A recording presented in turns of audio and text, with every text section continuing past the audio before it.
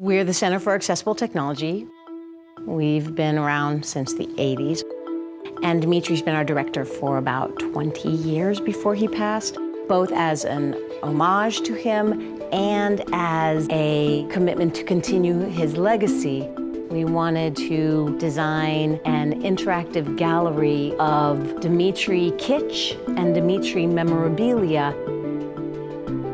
Because he was such a champion of universal design, we wanted to make this gallery, this interactive gallery, as universally designed as possible. Universal design is like infinity because there are literally an infinite number of challenges that a person may have accessing something. So we want to add as many layers of access supports to each element. We wanted to make this signage accessible in 3 different ways to try and allow as many different people to access it. Okay, so for somebody who is tactilely navigating, they're gonna find this. And then right up from this is their COVID piece. Here's the corner of my Braille, so I can tactilely access my Braille. And then as I move along left to right, because that's how text works, so we're all acculturated in this culture to do that. So then here, the dots are signifying the corners of the QR codes so that the person knows the dimensions if they are a tactile orienter. If we adjust the built environment, and that could be the technical or the physical, the disability goes away. Here are all the things this guy says. Let's just cuddle tonight. So if I'm deaf, I'm not gonna be able to hear him say them in his cheesy voice, but I can at least see them, and these are to help people flip them. There are 2 big misconceptions about universal design, in my opinion.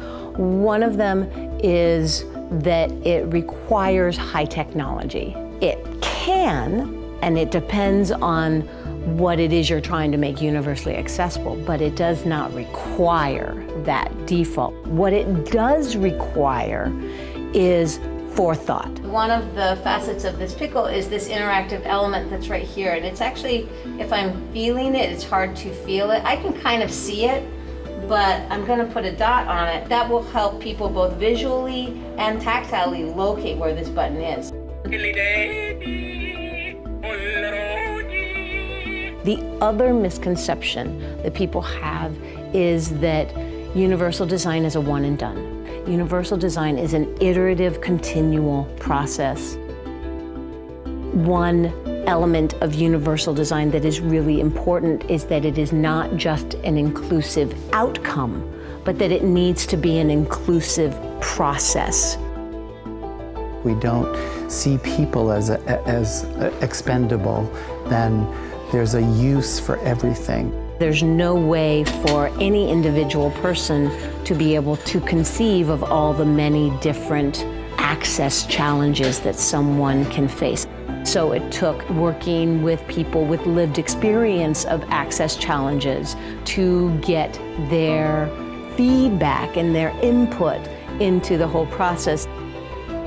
C4AT's reason to be is to bridge access barriers for consumers, for developers, and at the policy level.